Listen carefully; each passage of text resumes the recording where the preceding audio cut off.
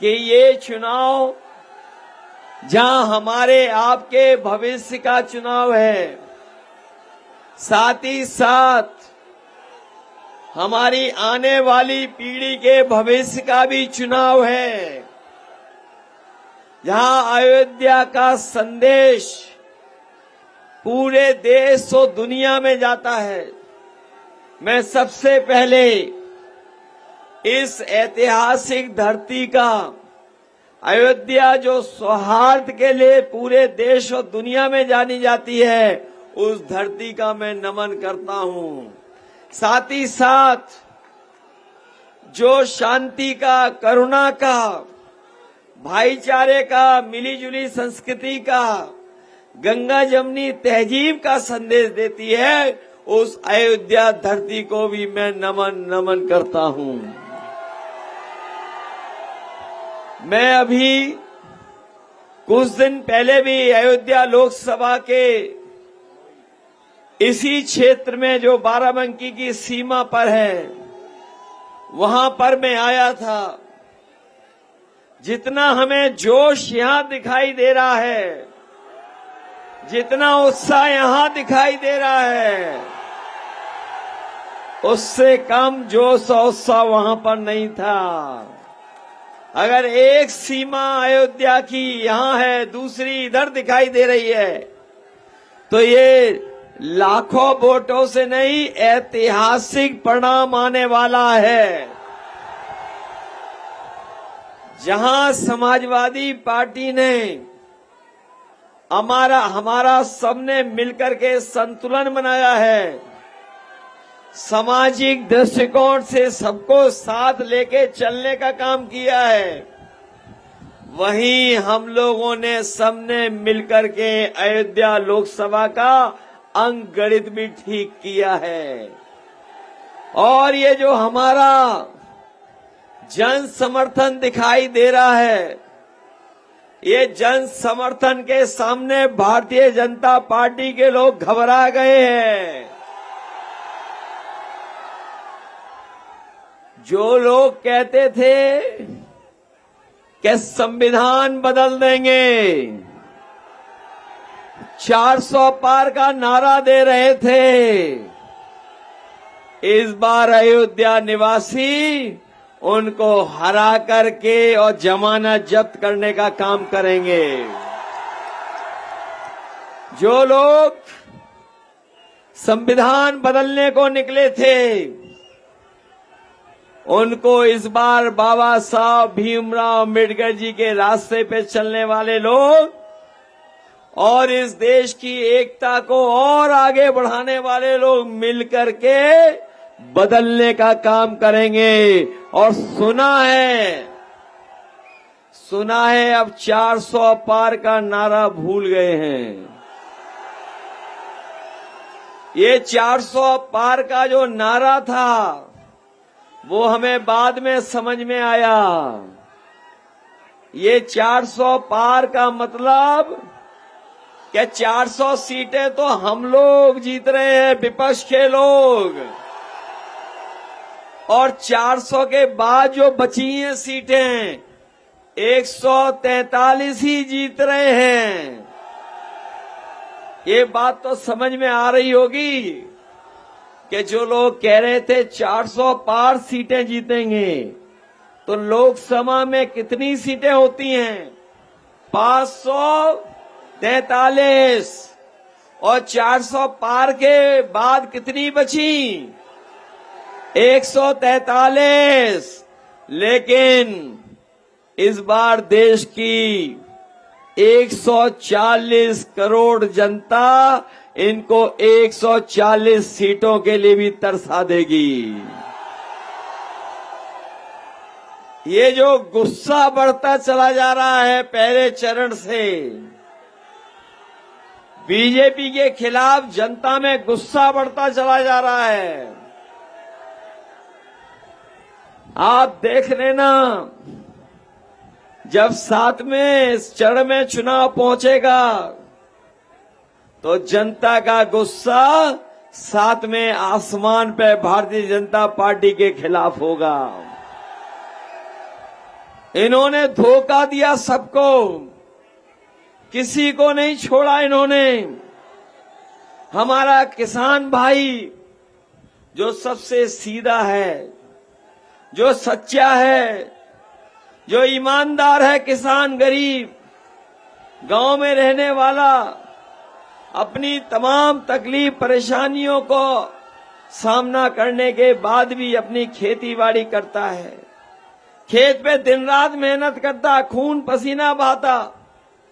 उसे भरोसा दिलाया था कि जब सरकार भारतीय जनता पार्टी की आ जाएगी तो किसानों की आय दोगुनी हो जाएगी। हमारे किसान भाइयों, गांव में रहने वाले सभी परिवार के हमारे सदस्य, बताओ 10 साल में किसी की किसान की आय दोगुनी हो गई हो? कहीं आय दोगुनी नहीं हुई। और ये सरकार महंगाई बढ़ाती चली जा रही है, महंगाई आसमान छू रही है और हमारे किसान की हर चीज लागत लगातार बढ़ाई जा रही है। खाद महंगी हो गई, डीजल महंगा हो गया, कीटनाशक दवाई महंगी हो गई और हमारे किसानों को इन्होंने धोखा देने का काम किया। हमारे भोले भाले किसान की बोरी से चोरी कर ली। हमारे सीधे सादा किसान, गांव में रहने वाले लोग, जब इन्होंने खाद की बोरी दी तो उसमें से चोरी कर ली। पहले 5 किलो, फिर 5 किलो, तो बताओ बोरी कितने किलो की रह गई? 10 किलो चोरी कर दी इन्होंने। न केवल 10 किलो चोरी की, हमारा किसान जानता होगा, इन बीजेपी वालों ने डीएपी तभी दी जब किसान को इन्होंने नैनो यूरिया खरीदवा दी। नैनो यूरिया खरीदवाई और कहा कि पैदावार बढ़ जाएगी। किसान ने अपनी खेतीबाड़ी में नैनो यूरिया डाली। बताओ पैदावार बढ़ गई क्या नैनो यूरिया से? कोई लाभ पहुंच गया नैनो यूरिया से? इस जिले में तो एग्रीकल्चर यूनिवर्सिटी भी है, इसी क्षेत्र में यहीं पर है। हमारे किसान भाइयों, कभी जाना जो साइंटिस्ट बैठते होंगे एग्रीकल्चर यूनिवर्सिटी में, उनसे पूछिएगा कि बताइए डीएपी हमें तभी दी जब नैनो यूरिया हमसे खरीदवा ली, और जो नैनो यूरिया हम लोगों ने खेतों में डाली है, क्या इससे कभी पैदावार बढ़ेगी? और सुनने में तो ये आया है जैसे बड़े बड़े उद्योगपति भारत का पैसा लेके भाग गए, वैसे ही नैनो यूरिया वाला भी भारत छोड़ करके भाग गया। ये बात आपको समझ में आ रही है? उद्योगपति तो गए, लेकिन हमारे किसानों को नैनो यूरिया खरीदवा दी, वो भी विदेश भारत छोड़ करके चले गए। जहां किसान परेशान हो गया, वहीं नौजवानों का भविष्य भी अंधकार में डाल दिया। इनकी हर परीक्षा लीक हो गई, पेपर परीक्षा रद्द हुई, कोई परीक्षा ये नहीं सरकार नहीं करा पाई, सब परीक्षाओं के पेपर रद्द हो गए। हाल में जो अभी पुलिस की नौकरी हुई थी, जिसमें 2 दिन इन्होंने परीक्षाएं लिखवाई, ये हमारे नौजवान जानते होंगे, तैयारी करके गए, कोचिंग करके गए, उधार पैसा लेकर के गए और अपनी परीक्षा दे करके आए।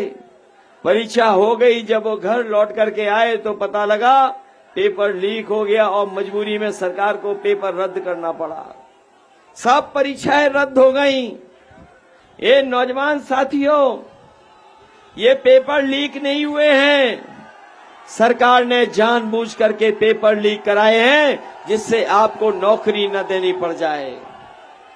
सोचिए, जो लोग बुलडोजर से डराते थे, आखिरकार जिन्होंने पेपर लीक किया उनके लिए कोई बुलडोजर नहीं है।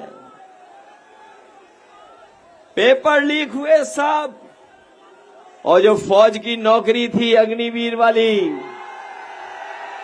यहां फैजाबाद का नौजवान अपनी सड़कों पे दौड़ करके तैयारी करता था फौज की। अपना जहां मैदान मिल जाता था वहां मेहनत करके तैयारी करता था और अपना सोचता था कि भाग्य बना लेंगे, फौज में वर्दी पहनने को मिल जाएगी।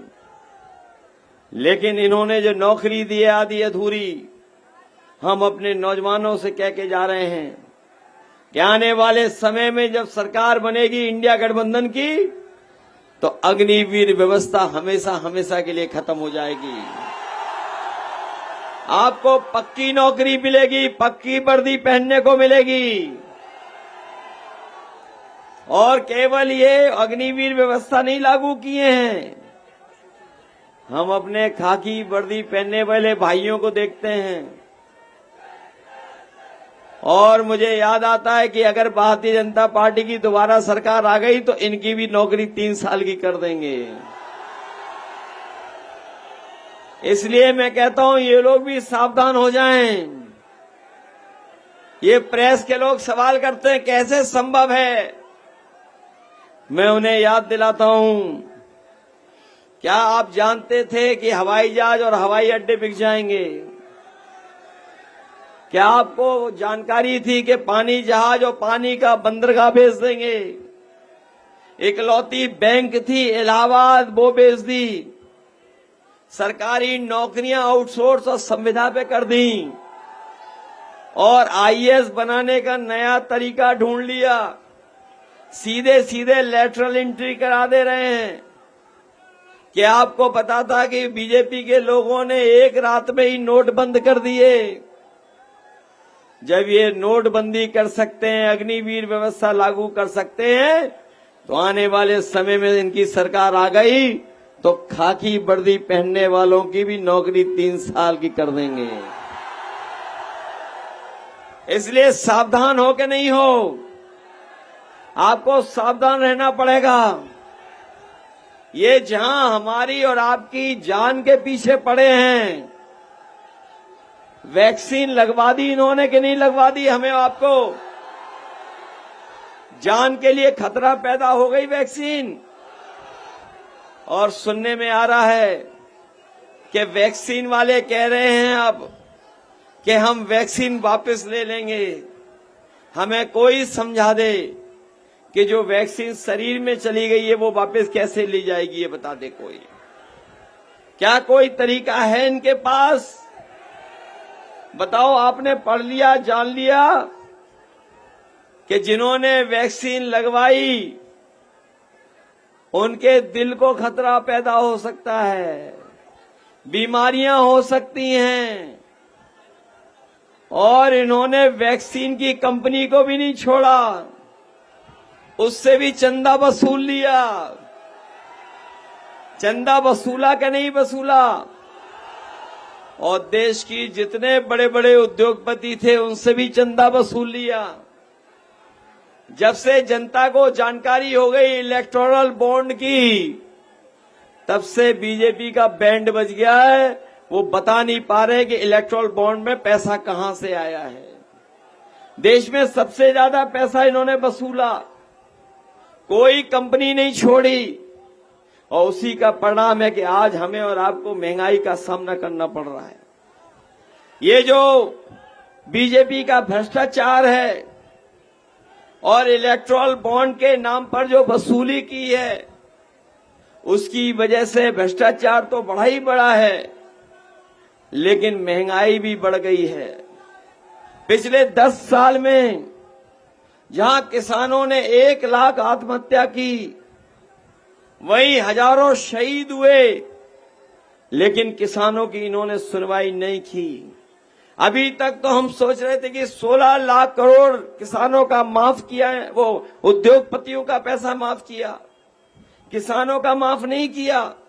अब सुनने में आ रहा है कि 10 साल में जो नया हिसाब किताब आया है, उसमें बड़े बड़े संपन्न लोगों का, उद्योगपतियों का, कारोबारियों का इन्होंने 25 लाख करोड़ रुपया माफ कर दिया। उद्योगपतियों का 25 लाख करोड़ रुपया माफ कर दिया। लेकिन हमारे किसानों का लाखों रुपया जो कर्ज का है वो माफ नहीं किया।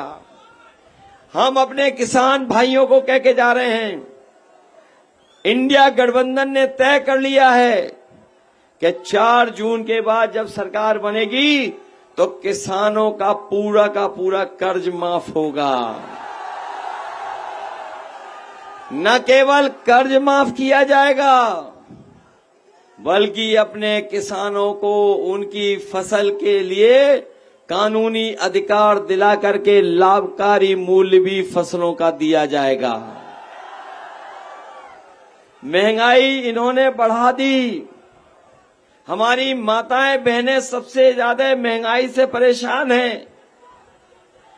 इसलिए जहां हम लोग पहले अपनी माताओं बहनों की मदद के लिए 500 रुपया महीना देते थे, बाद में हम लोगों ने तय किया था कि अगर हमें 6,000 रुपए भी देने पड़ेंगे तो पीछे नहीं हटेंगे। लेकिन अब इंडिया गठबंधन ने तय कर लिया अपनी माताओं बहनों के लिए, ये जो हमारी गरीब माताएं बहनें हैं, इनके लिए इंडिया गठबंधन समाजवादी पार्टी ने तय किया है कि 4 जून के बाद जब सरकार बनेगी तो इनके अकाउंट में लाख रुपए भिजवाने का काम होगा।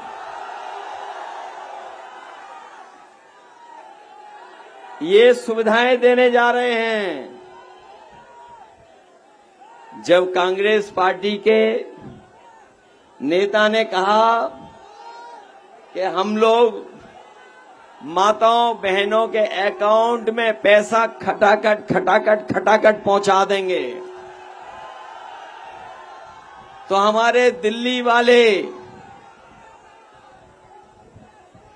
वाले जो बड़े नेता हैं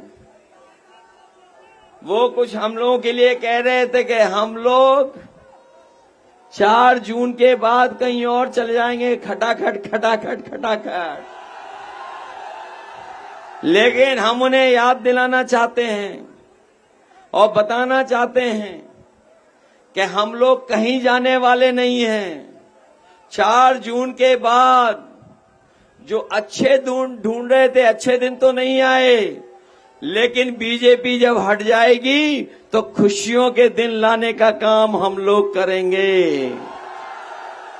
और जब खुशियों के दिन आएंगे तो इन बीजेपी वालों ने अपने मित्रों को कई सालों से एक एक कर करके विदेश भेजने का काम किया था, खटाखट। याद है कि नहीं याद है? एक एक कर करके उद्योगपतियों को विदेश भेजा, खटाखट।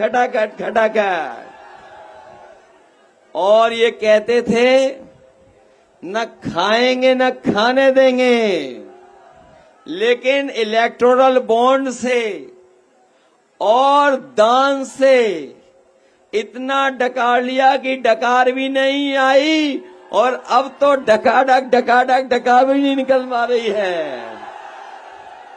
और जनता ने भी मन बना लिया है, जब वोट डालेंगे तो इन्हें हटाने का काम करेंगे, फटाफट।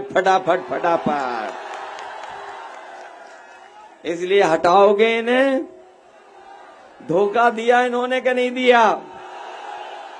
वोट के दिन के लिए सावधान हैं आपको नहीं हैं? अब बताओ कितने दिन बचे हैं? अब कोई दिन नहीं बचे। आज के बाद प्रचार बंद हो जाएगा। कल का दिन इंतजाम और तैयारी का है, इसलिए तैयारी करोगे कल से। अपने बूथ की रक्षा करोगे आप लोग। ये लोग रोके तो रुकोगे तो नहीं। ये समाजवादी लोग हैं, कैसे भी बूथ पे पहुंच जाएंगे। पहुंच जाओगे बूथ पर के नहीं पहुंच जाओगे। और अगर ये रोकेंगे तो घबराओगे तो नहीं। याद है आपको कि आपको राशन के बहाने वोट लेते थे ये लोग। जब इन्हें वोट चाहिए थे चुनाव से पहले, तो गरीबों को बताओ क्या क्या राशन में दे रहे थे। रिफाइन तेल दे रहे थे, चना दे रहे थे, दालें दे रहे थे, और अब क्या दे रहे हैं? ये क्या नई चीज दे रहे हैं बताओ आप लोग? और मात्रा कम कर दी कि नहीं कर दी? इसलिए अपने लोगों को हम कह के जा रहे हैं, कांग्रेस पार्टी और इंडिया गठबंधन समाजवादी पार्टी ने तय किया है कि जब 4 जून के बाद सरकार बन जाएगी तो राशन की मात्रा बढ़ाएंगे, राशन की गुणवत्ता बढ़ेगी, राशन की गुणवत्ता, राशन की मात्रा बढ़ेगी। और जिस तरीके से संपन्न लोग, बड़े लोग बाजार का पैकेट का आटा खा रहे हैं क्योंकि वो पौष्टिक भी है, गुणवत्ता में बेहतर भी है, इसलिए अपने गरीबों को हम लोग कह के जा रहे हैं कि जहां राशन की गुणवत्ता बेहतर करेंगे, पौष्टिक आटा के साथ साथ आज डाटा फ्री देने का काम भी होगा। पौष्टिक आटा हमारे स्वास्थ्य के लिए और डाटा हमें अपना काम आगे बढ़ाने के लिए, क्योंकि आज का नौजवान, आज के लोग जो चीज को समझते हैं वो जानते हैं कि अगर वो ऑनलाइन पढ़ना चाहेंगे तो पढ़ाई कर सकेंगे, फॉर्म भरना चाहेंगे तो फॉर्म भर सकेंगे, नौकरी ढूंढना चाहेंगे तो नौकरी ढूंढ लेंगे, सम्मान का रोजगार ढूंढना चाहेंगे तो सम्मान का रोजगार भी ढूंढ लेंगे। और इसीलिए इंडिया गठबंधन समाजवादी पार्टी ने तय किया है कि अपने गरीब लोगों को पैकेट का आटा जो पौष्टिक होगा उसके साथ साथ डाटा भी फ्री देने का काम करेंगे। आपको याद होगा समाजवादियों ने इतना बड़ा लैपटॉप दिया था आपको, उसकी नकल कर ली। बताओ अब स्मार्टफोन कितना बड़ा दे रहे हैं, इतना छोटा कर दिया कि नहीं कर दिया? और इतना रद्दी दिया है कि उंगली घिसते रहो चलता ही नहीं है। बताओ इतना खराब दिया कि नहीं दिया? और इन्होंने हमारी दी हुई एम्बुलेंस भी खराब कर दी। याद है कि नहीं याद है? ये जो पुलिस को हम लोगों ने सही समय पर पहुंच जाए, मदद करें, उसके लिए 100 नंबर दिया था, इस सरकार ने 112 कर दिया।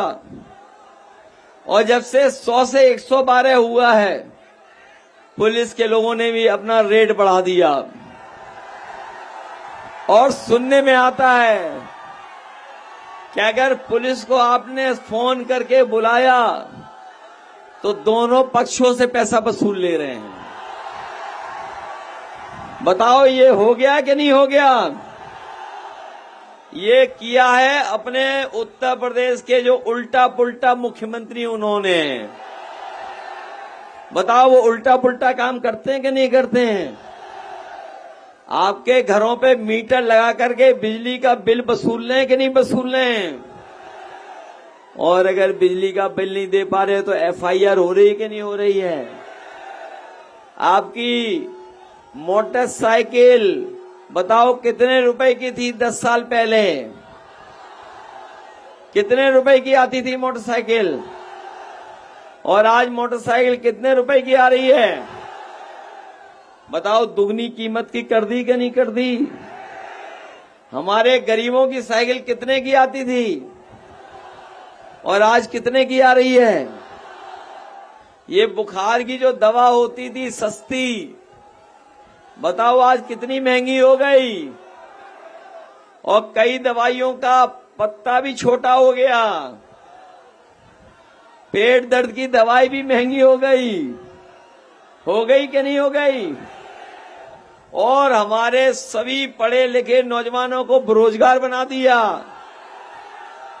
इसलिए नौजवान साथियों, ये 30 लाख नौकरियां खाली पड़ी हैं। अपने नौजवानों को आरक्षण के साथ साथ उन नौकरियों में भर्ती करने का काम करेंगे। इसलिए मदद करिए, मदद करोगे सब लोग? सब लोग मदद करना। और आपके नेता बहुत लोकप्रिय हैं, बहुत लोकप्रिय हैं। लोकप्रिय के साथ साथ इन्हें आपने अब तक सबसे ज्यादा बार विधानसभा में पहुंचा दिया। 9 बार पहुंच चुके हैं। ये आपके सबसे प्रिय नेता हैं कि नहीं हैं? इसलिए अपने प्रिय नेता को बताओ, अयोध्या से आशीर्वाद दोगे आप लोग? सब लोग जिताओगे? ये जीतने से पूरे देश में संदेश जाएगा। और इन बीजेपी वाले जो झूठ बोलने वाले लोग हैं, जनता को धोखा देने वाले हैं, जिनकी हर बात झूठी, हर वादा झूठा, उन्हें अपने वोट से सबक सिखाओगे कि नहीं सिखाओगे? और याद रखना, रोटी, कपड़ा और मकान, लेकिन उससे पहले अपना संविधान। रोटी, कपड़ा और मकान तो है ही जरूरी, लेकिन अपना संविधान भी जरूरी है। इसलिए संविधान बचाओगे। ये संविधान हमें अधिकार, हमें न्याय, हमें सम्मान दिलाता है। और यही बाबा साहब भीमराव अम्बेडकर जी का संविधान हमारे आपके लिए, जीवन के लिए संजीवनी है। इसलिए सब मिलकर के मदद करना, यही निवेदन में अब आप लोगों से करना है। मुझे पूरा भरोसा है कि आज जब चुनाव प्रचार शाम को खत्म हो जाएगा, तो हमारी पार्टी और इंडिया गठबंधन के नेता जो हमें चारों तरफ दिखाई दे रहे हैं, वो सब मिलकर के अपने प्रिय नेता अवधेश प्रसाद जी को अयोध्या से ऐतिहासिक जीत दिला करके लोकतंत्र को बचा